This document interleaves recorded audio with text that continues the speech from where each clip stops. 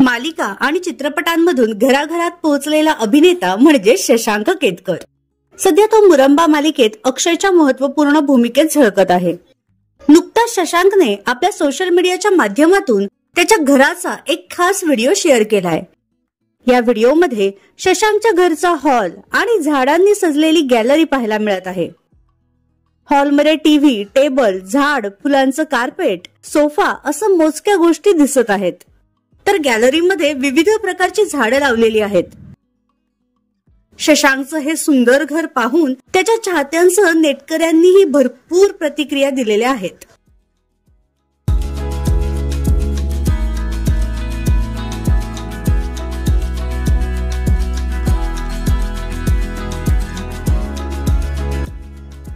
विशेष म्हणजे गॅलरीमध्ये असलेल्या तुळशी वृंदावनाने सगळ्यांचंच लक्ष वेधून घेतलंय.